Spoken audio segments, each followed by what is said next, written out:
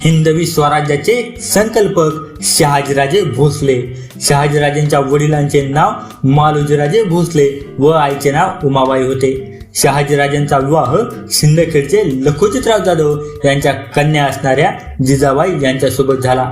शहाजीराजे भोसले यांचे वडील मालोजीराजे भोसले निजामशाही दरबारात मनसबदार होते. निजामशहाने मालोजीरावांची जहागीर शहाजीराजांना दिली होती. निजामशाही दरबारात त्यांना फार मोठा असा मान होता. मुघल बादशाने निजामशाही जिंकण्याचा बेत केला. विजापूरचा आदिलशहाही त्याला जाऊन मिळाला. तेव्हा निजामशाही वाचवण्यासाठी मलिक अंबर व शहाजीराजे निकराने लढले. दोन्ही फौजांचा त्यांनी पराभव केला.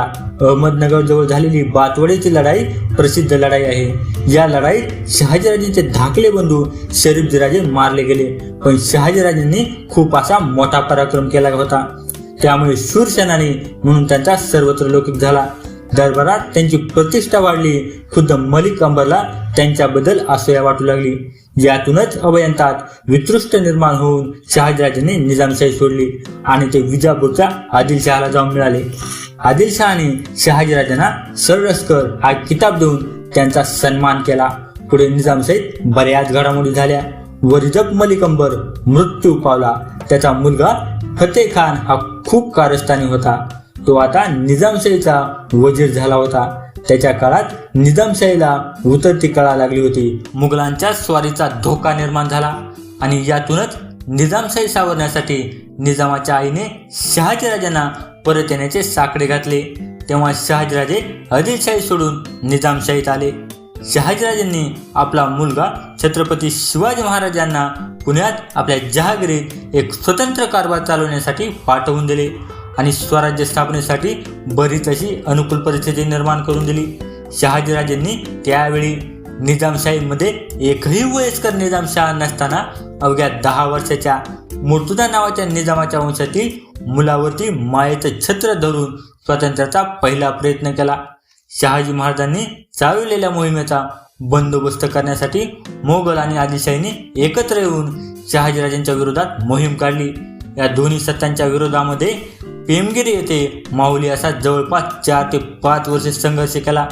जोपर्यंत लढणं शक्य आहे तोपर्यंत माहुलीच्या किल्ल्यावरून शहाजीराजे लढत होते.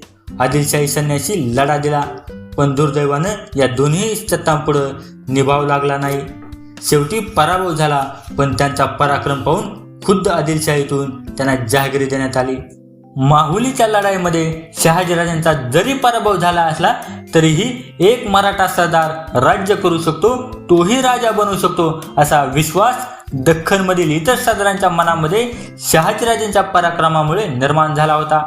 खुद्द शहाजीराजांनी केलेला हा पहिला प्रयत्न होता. शहाजीराजांना आदिलशहानं फर्जंद हा बहुमान दिला होता. कर्नाटकच्या मोहीममधील शहाजीराजांची कामगिरी उल्लेखनीय होती.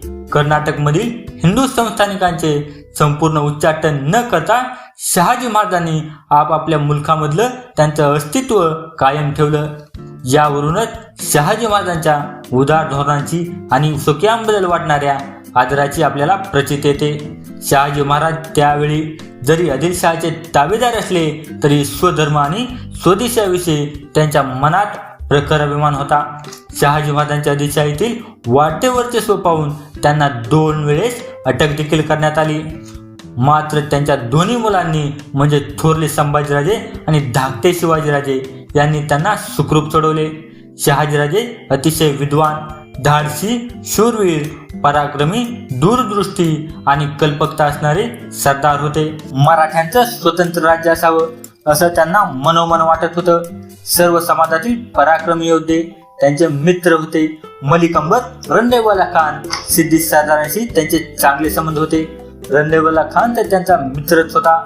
शहाजीराजे त्यावेळी कर्नाटक सारख्या ठिकाणी 18-20 हजाराची फौज बाळगून होते. राजनीती आणि समाजशास्त्रामध्ये ते पारंगत होते. तेथील जनतेच्या हितासाठी नेहमीच प्रयत्न करत होते. तेथील प्रजा देखील शहाजीराजांना आपला आधारस्तंभ मानत होती.